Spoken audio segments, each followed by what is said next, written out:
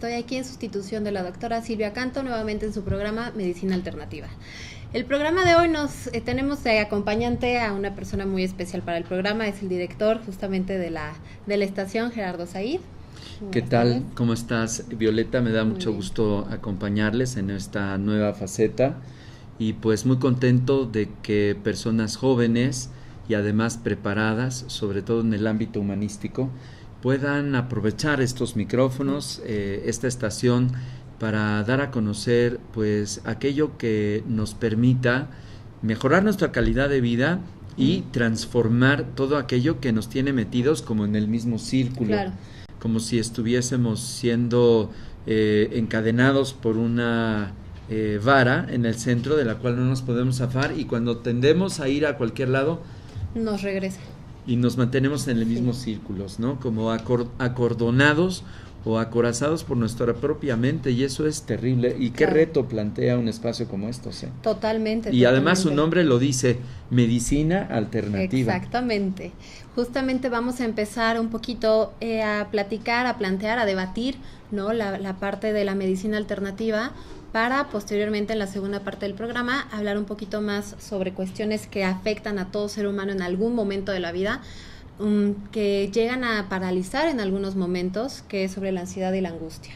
Así es, la medicina es una de las prácticas, yo diría, más antiguas que el ser humano pudo desarrollar, a partir de que siempre estamos metidos en un universo y en una realidad que está contrastada por el caos y por el orden. Uh-huh. Ya desde ahí el ser humano, desde los primeros fuegos que se pudieron desarrollar en las montañas, cuando la humanidad pues estaba gestándose como civilización, que se le acopió de una experiencia que se traslada de una generación a otra, estaban muy atentos de que el caos estaba presente en la naturaleza, pero también en sus cuerpos. Sí. Y a ese caos le llamamos desequilibrio, y con el paso del tiempo se convirtió en una enfermedad.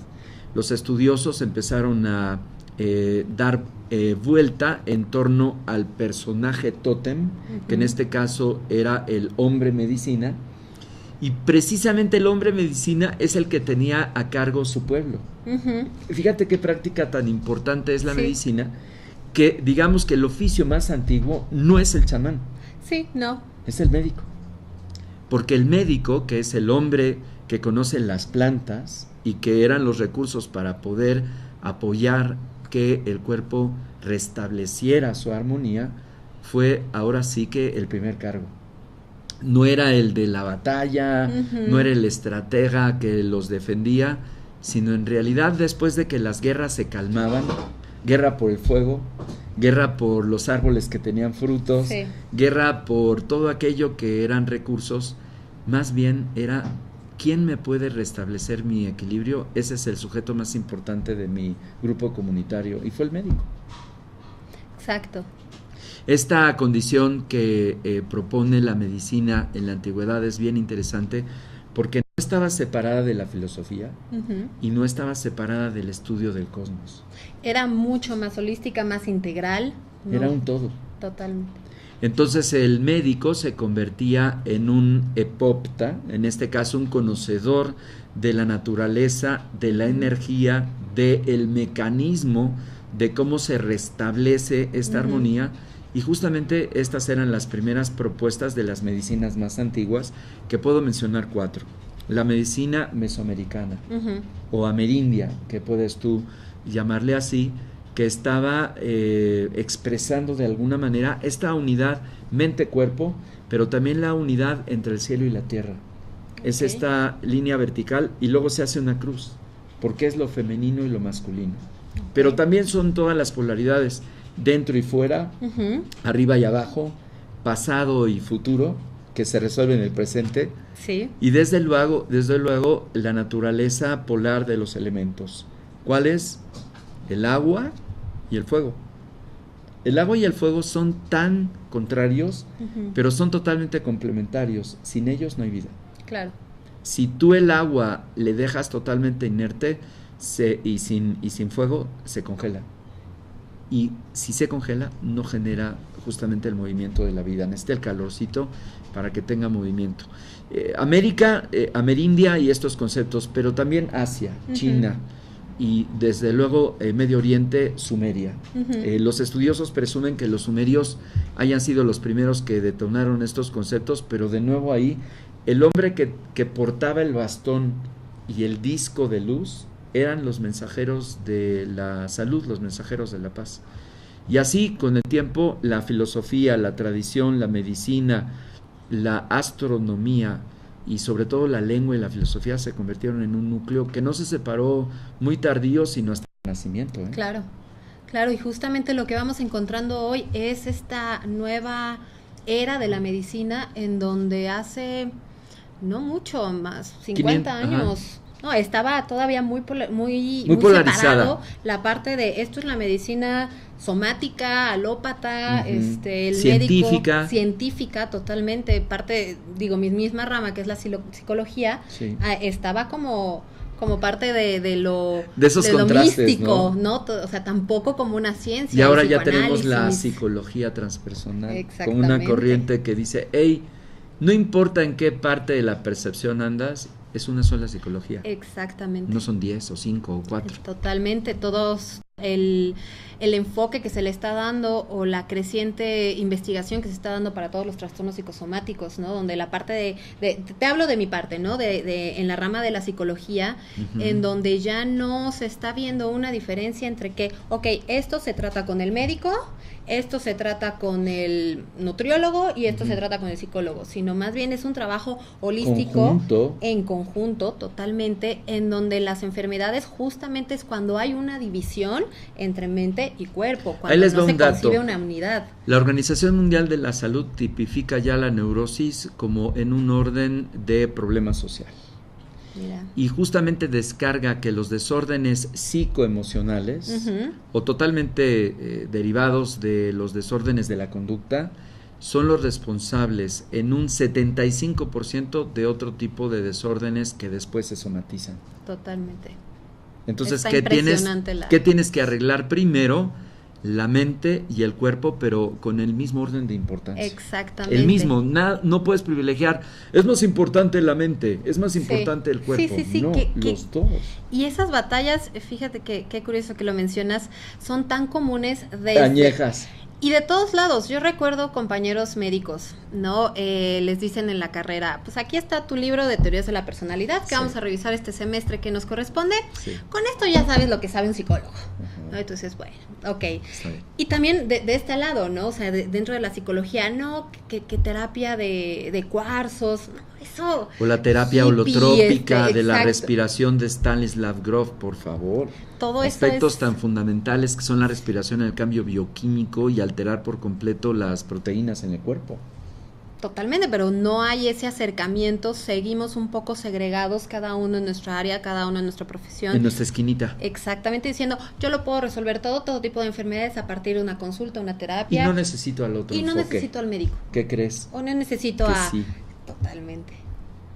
Pues es un reto. La medicina alternativa, que hoy también se denomina la medicina integrativa, genera esfuerzos para, a través de intercambio de información en foros de manera profesional, el establecer marcos de intercambio de información para ir creando tendencias que sean más integrativas, más integracionistas. Exactamente. Y por ello la medicina alternativa tiene más o menos, como tú bien dices, desde los años 60 más o menos, el ir encontrando en dónde se puede tener convergencia y dejar las diferencias para los temas de la especialidad de cada ramo. Exactamente. Pero dónde podemos tener de manera conjunta cosas en común, yo creo que es muy importante seguir por ahí.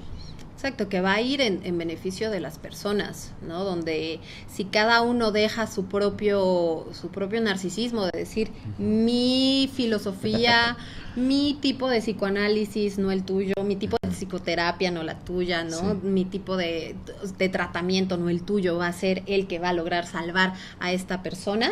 Es correcto. O sea, tenemos que dejarnos este papel de que somos salvadores y vamos a curar al mundo, y mejor decir, bueno, estamos aportando en un trabajo multidisciplinario para que cada uno vaya encontrando su vía. Su ámbito. Exacto. Y poder tener una actividad que tenga beneficio, pues finalmente para nuestras comunidades. Ahora, cuéntanos, y esto en relación a este programa que tanto Silvia como tú, Violeta, van a tener aquí todos los martes, todos los lunes, en punto de la 1. ¿Cuál es su objetivo? ¿Cuáles son sus metas? ¿Cuáles son los retos que plantea Medicina Alternativa cada lunes a la 1 de la tarde? Mira, se trata de poder informar a las personas sobre diferentes padecimientos que puedan existir, ¿no? En nuestra sociedad actual.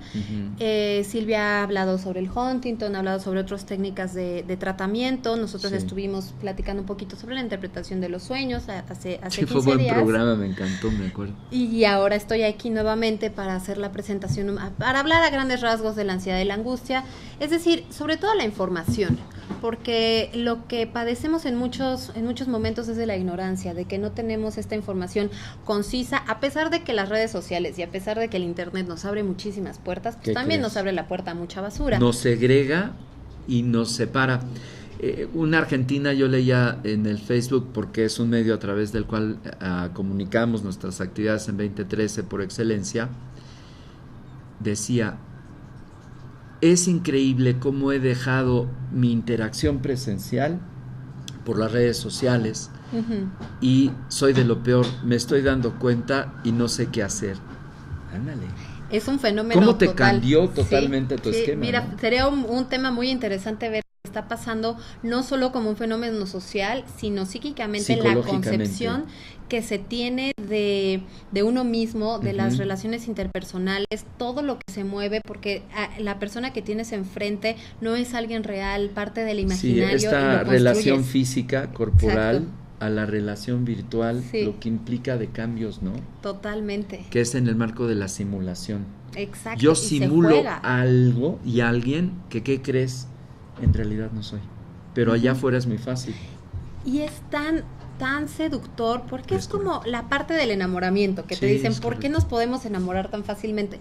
Porque estás en esa época donde no conoces a la persona que está enfrente, la estás idealizando, la invistes de toda la cantidad de características que quieres. Resulta más importante lo que tú proyectas que lo que el otro te ofrece. Por eso cuando lo conoces, ya pasas esa fase, dices, es que él no era así, no, siempre fue así, solo que no tú me engañaste. Sí. No fuiste honesto desde el principio, no, sí lo fue, solo que tú quisiste ver lo que quisiste ver. Subiste más tu cortina de proyección que la realidad que el otro trae. Exacto, y es lo mismo que pasa con todas las redes sociales. Y que ni siquiera le diste oportunidad, o no te diste tú mismo oportunidad de realmente conocerlo. Por eso viene el contraste muy, muy fuerte. Y también en este espacio, además de saber las diferentes propuestas, tanto conductuales como sistemáticas, como humanísticas, incluso revisaron los sueños, que fue bien interesante la persona que estuvo aquí contigo. También se hablará de neurociencias, de estos resortes de las proteínas y de cómo funciona el sistema nervioso, también lo tendremos aquí. Sí. Y también las medicinas que están aportando nuevas técnicas, por ejemplo, terapia con imanes, terapia por color, terapia por sonido, terapia por agua, es todo, terapia con plantas. Los experimentos que se han hecho son impresionantes, cómo las ondas pueden modificar estructuras. Me tocó uno de arena, ¿no? Con la pura onda de la música, del sonido, se iban estructurando figuras. Patrones geométricos que van reaccionando con respecto al rango de sonido, a los hertz. Sí, es increíble cómo responde. Es maravilloso, y esa es la intención de este programa, poder unificar parte de varias ciencias, de varias técnicas que se están trabajando hoy en día para poder ampliar nuestro marco de referencia y no quedarnos cerrados en lo que estudiamos, en lo que vimos o en lo que nos parece que nos gusta. Y como dicen en mi pueblo, el costumbre, ¿no? Lo primero que hacemos cuando tenemos un conflicto o un padecimiento, vamos con el médico. Exacto. Y esto no está mal, pero ¿qué tal si nos acompañamos de todos estos personajes que son expertos en diferentes disciplinas, que pueden aportar elementos y salir más rápido. Creo que tienes unos comentarios en el chat. Sí, dice Alan, ¿cuál es la diferencia con medicina integrativa y o la tradicional? Saludos. Okay. Y me da la bienvenida junto con Yamile. Esta gran familia. Muchas gracias. Alan. Qué lindo. Realmente es muy importante lo que dice Alan, que todos te demos la bienvenida, los que te están viendo ahí detrás del vidrio.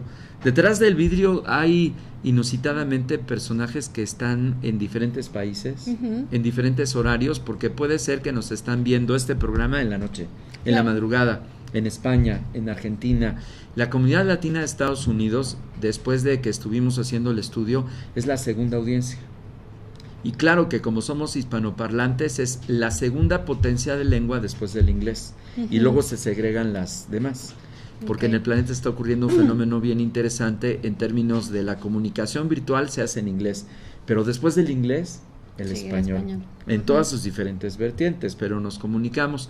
A todos ellos es quienes debemos este esfuerzo de comunicación, y tienen razón, que seas muy bienvenida a este espacio. Y bueno, la pregunta de la diferencia que hay entre medicina integrativa y medicina tradicional es solamente el marco de trabajo, porque están contenidas todas las medicinas en una sola, que es la medicina integrativa.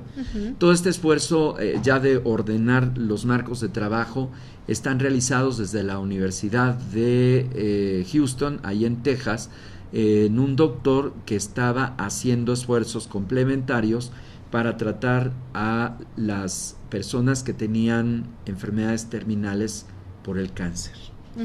Y empezó a desarrollar protocolos de tratamiento a estos enfermitos, a estas personas que no son enfermos, sino los que tenían estos efectos en sus cuerpos, y en el momento de hacer intensivas estas terapias complementarias, los pacientes no solamente se mejoraron, sino en algunos se remitió el padecimiento, y se generó toda una tendencia en los años 80. Después te paso el dato del doctor para que después lo retomes acá, y él fue el que acuñó precisamente el término de medicina integrativa. Pero ¿saben una cosa? Yamile, amigos todos, la medicina tradicional ya es integrativa desde antes que se proclamara, porque la medicina tradicional se asiste de las plantas, de los animales, de los elementos y de la armonía que ya el universo nos provee para recuperar la armonía que de repente se pierde. Entonces, en realidad solamente es una semántica, aunque el marco más amplio sería la medicina integrativa, y el marco especializado, digamos, es la medicina tradicional, porque hay otras medicinas dentro de las complementarias que toman otros ámbitos, como por ejemplo son la tecnología, como Jorge, que estuvo aquí en la mañana a las 10, y que él con paquetes de luz y golpes de sonido restablece el funcionamiento celular del cuerpo y la gente sana. Es increíble. Mira qué interesante. Luminoterapia, sonoterapia, pero asistida al mismo tiempo, y te genera un arco de resonancia de un efecto tremendo, y que no es la química de las pastillas que nos chutan los médicos alópatas. Saludamos a todos los homeópatas que nos curan los huesos y nos curan las crisis, pero no todo es realmente el hospital, el médico y el chocho, no todo. No, que me queda claramente que en muchos casos es mucho más sencillo, digo, desde el área clínica de la psicoterapia que yo manejo, en muchos casos es más sencillo acudir a un médico psiquiatra, porque la respuesta va a estar en el afuera. Es decir, yo vengo con estos síntomas: insomnio, depresión, falta de apetito y falta de motivación. Ok, tómate este tratamiento, en unos 6 meses, vamos viendo cómo se va regulando, etcétera. La cuestión que lo detona, el estrés, mis conflictos familiares de pareja, como madre, como hija, es decir, tu propia realidad. Mi realidad, mi percepción, mi sentir, todo eso queda un poquito desplazado y digo que a veces es un poquito más fácil porque la gente le teme a conocerse. Es correcto. Es una... Enfrentar su propia sombra y su propio mostrilio, ¿no? Porque de verdad parece ser que... Es al que menos vemos. Es el que menos, pero ahí está, es parte de nosotros y como partimos del juicio, yo siento esto y no debería de sentirlo, pero lo siento, pero no debería. Entonces entra ese conflicto interno que dices mejor el chocho. Y así temporalmente, por hoy me olvido, mañana no sé, exacto, pero hoy venga el chocho. O el distractor. Y lo malo de los chochos, trabajar en complemento con un médico psiquiatra es lo ideal. Que valore nuestro funcionamiento bioquímico, que si estamos falta o fallos de algún componente, pues se añade, como por ejemplo el litio, el bario, claro, y otros componentes que es muy importante que tenga nuestro organismo, que los estudios nos arroja un médico psiquiatra, nos valora y nos dice, usted necesita compensarse con ¿no? Claro, sí, sin embargo, cuando no se puede trabajar sobre, no la causa per se, porque sería muy complicado decir, por esto, 20 años o 30 años después tengo depresión, sino el conjunto de situaciones actuales que estoy viviendo, que me estoy enfrentando, como no le pongo un marco de referencia a esos eventos y nada más estoy con el medicamento, el síntoma, que en este caso podría ser la depresión, sí, vamos a llamarle así, puede disminuir, porque claramente la medicina alópata pues tiene su finalidad, tiene un porqué, existe, ¿no? Sí. Se regulan todos los neurotransmisores y es decir, la persona se estabiliza en ese aspecto, pero como la vivencia estructural sigue existiendo, se puede detonar en otra cosa. Así es, y luego desordenas otra. Exactamente. En términos de ansiedad ya está, pero ¿qué tal tu hígado? ¿O qué tal tu colon? Exacto. ¿No? ¿O qué tal tu cáncer? Bueno, todo esto vamos a pedirle a Violeta y a Silvia que nos platiquen cada semana. Nos dice Alan, ¿y será que es alter y también nativa? Sí, tienes razón, sería una propuesta que complementa las herramientas, como tú dices, de orden del marco científico, pero curar con lo que tenemos y curar con lo que es nativo es con lo que es de origen. Entonces, como tenemos de origen nuestras emociones, con eso podemos curarnos. Totalmente. Como es de origen nuestros pensamientos, con estos mismos, y los cambiamos, nuestro lenguaje, nuestro marco neurolingüístico, simplemente por dejar de usar el no, o el quizá, o la temporalidad de mañana o ayer, si traemos todo al presente y lo vigilamos, ya podemos hacer cambios bioquímicos en nuestro cuerpo. Totalmente. Si observamos lo que sentimos y lo que hablamos, ya ese es un gran cambio. Sí, y cómo se está sintiendo nuestro cuerpo en el momento que estamos vivenciando ciertas situaciones. Así es. El tomar esa conciencia, el poder prestar atención a qué siento, cómo lo estoy sintiendo, es fundamental para tener un autoconocimiento. Entonces, porque ya tenemos que dejar tu espacio, yo ya tengo que estar fuera, pues de todo esto vamos a hablar aquí en Medicina Alternativa. Esa está bonita, está Alan. Muy buena. Gracias por este concepto. Y bueno, como aquí nos encanta dar patadas, sobre todo a la gente nueva que viene a trabajar con nosotros, pues te voy a pedir que te pongas de pie. ¿Qué? ¿Voy a recibir una patada? Una buena. A ver. Ahí está. Listo. Ahí está mi patada. Y ya nos quedamos de pie y darte la bienvenida y que ojalá que este esfuerzo, que estoy convencido de frutos, que perviva por muchos años. Hay un gran pues movimiento de medicina alternativa en todo el planeta, y qué bueno que Planeta 2013 a través de ustedes sea un buen foro para que todos ellos se expresen y que ustedes nos expliquen estos regresos, porque en algunos es tan antiguo, pero también en otros es tan nuevo, con nuevos protocolos, y de todo eso aprender de su mano va a ser muy lindo. Gracias, Violeta. No, a ti. Y bueno, mande a corte, yo ya me salgo. Ok, pues vámonos a corte.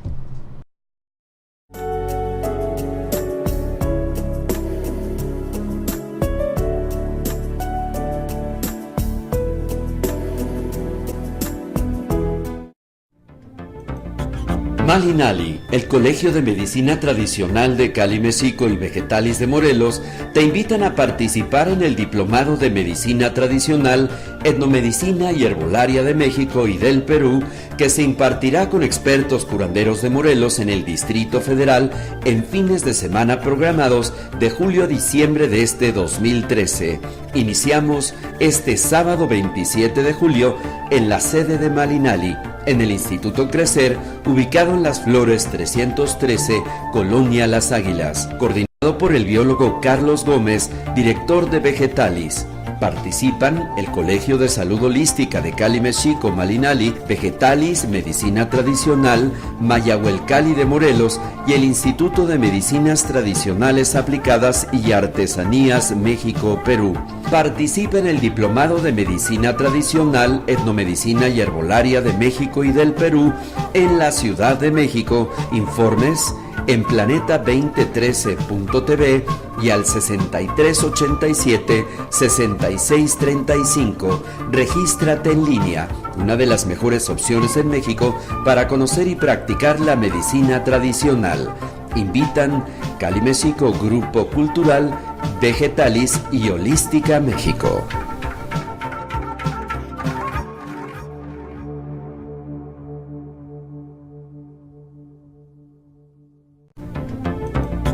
Malinali, el Colegio de Medicina Tradicional de Cali, México y Vegetalis de Morelos, te invitan a participar en el Diplomado de Medicina Tradicional, Etnomedicina y Herbolaria de México y del Perú, que se impartirá con expertos.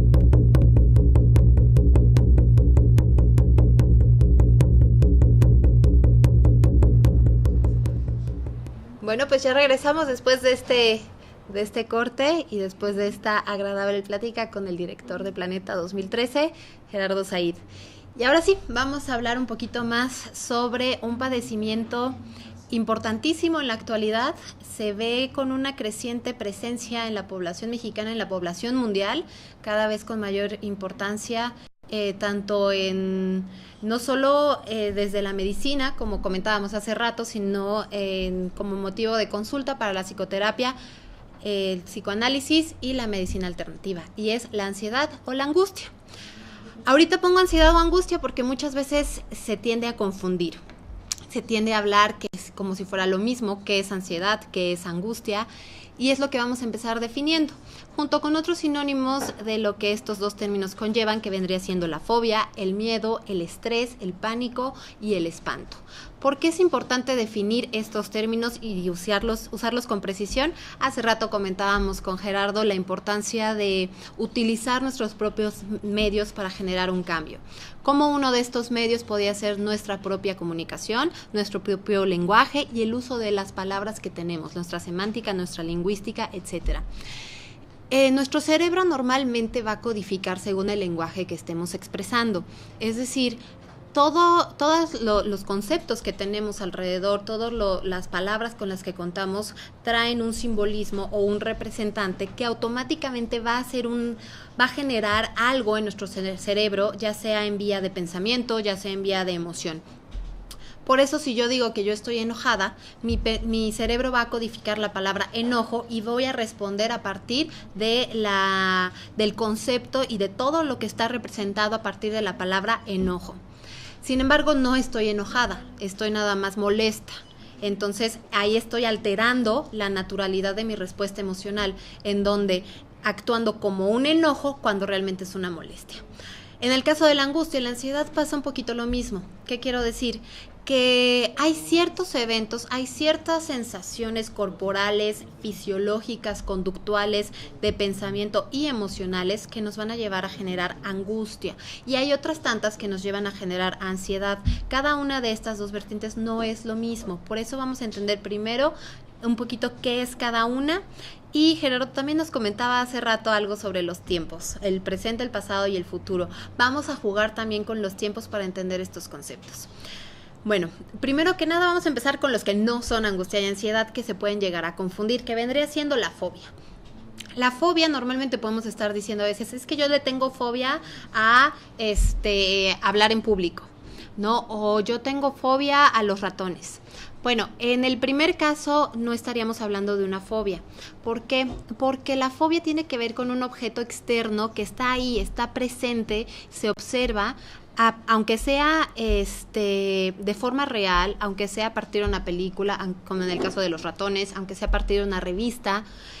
Y a partir de verlo, a partir de verlo, de sentirlo, de olerlo, es decir, a partir de la percepción por nuestros sentidos, nos va a generar una sensación incapacitante. Es decir, si yo veo una araña, no puedo caminar para allá. Aunque yo sepa, mi lógica me dice, la araña no va a saltar así, esta arañita chiquita no va a saltar y me va a atacar. Sin embargo, dentro de mi propio miedo está que esa araña sí me puede representar un daño. Pero que quede muy claro, es sobre un objeto que existe tangiblemente, les comento, aunque sea en una revista o aunque sea en una película. En el caso del miedo, el miedo es una respuesta emocional básica. La compartimos con todos los seres vivos como una emoción básica primaria y tiene que ver con la presencia de igualmente un evento pero en el presente. ¿Qué quiero decir? Que si ahorita estoy yo aquí dando esta plática con ustedes y de repente entra un león por esa puerta, la sensación que voy a tener, la respuesta fisiológica, la respuesta conductual y todos los pensamientos que voy a desarrollar a partir de ver ese león va a ser de miedo. No tiene que ver con ver un león en una película o ver un león en una revista, eso estamos hablando más de fobia, y no tiene que ver con imaginarme qué pasaría si voy a África y un león me come. Eso ahorita vamos a ver un poquito más adelante a qué se trata cuando hablamos en el margen de los pensamientos. El estrés, por su parte, no es una emoción per se, sino que es es generadora de emociones. El estrés es la forma en la que percibimos nuestra realidad según la cantidad, según qué tan avasallante estamos viendo las situaciones con las que nos estamos enfrentando. Entre más grandes observamos las situaciones de nuestro entorno y más pequeño nos sentimos nosotros, estamos hablando de que tenemos una mayor presencia de estrés, puesto que dudamos de nuestras propias capacidades para salir adelante sobre esas situaciones.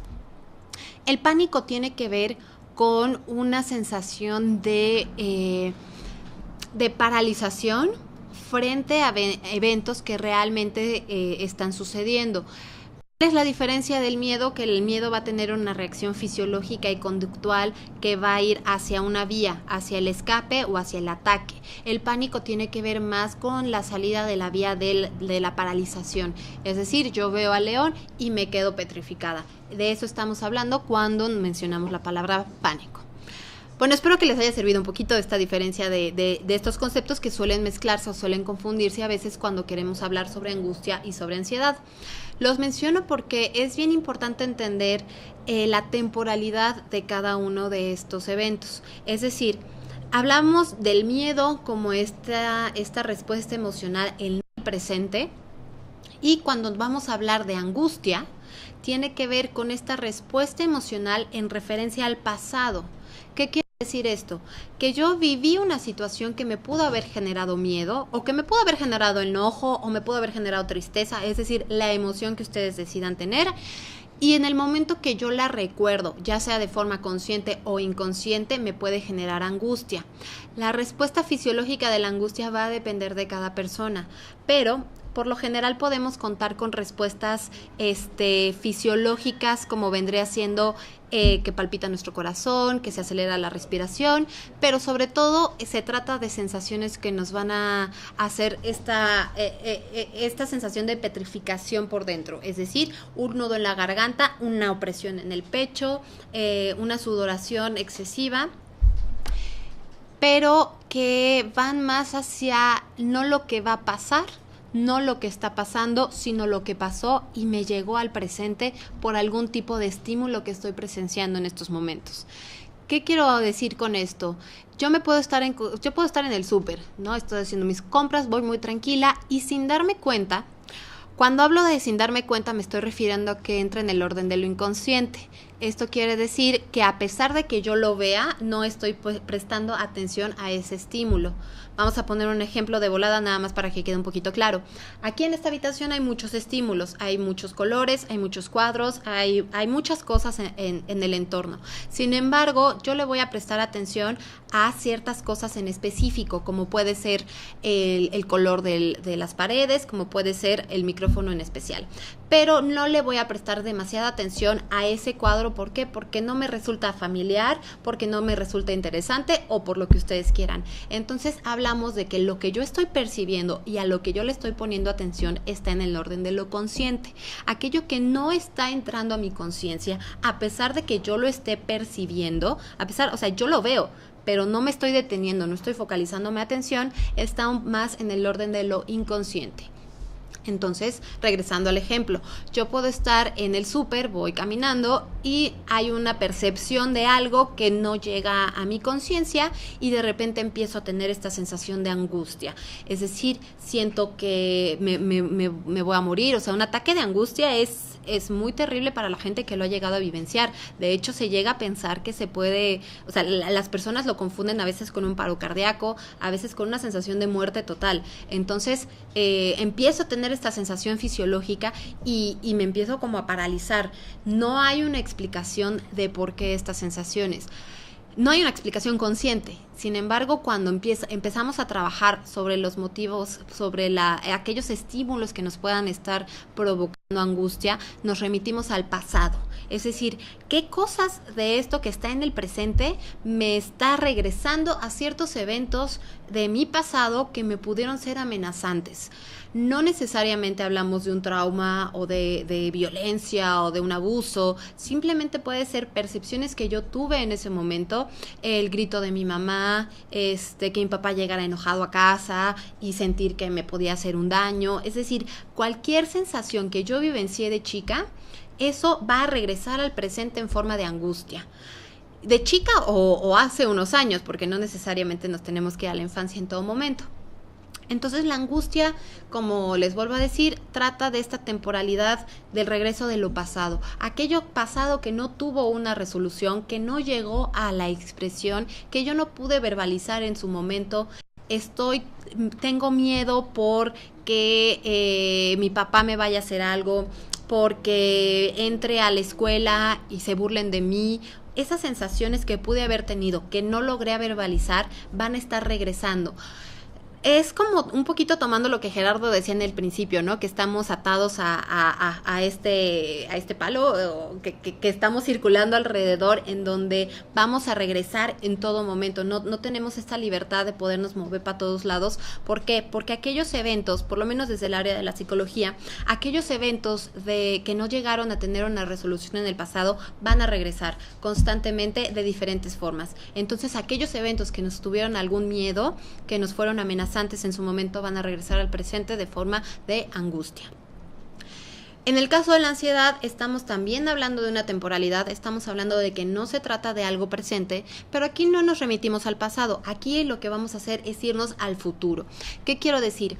Cuando yo empiezo a imaginarme una situación, es que mañana tengo tal proyecto, pero qué tal que llego y no hay nadie, qué tal que no les gusta, qué tal que va a salir todo mal.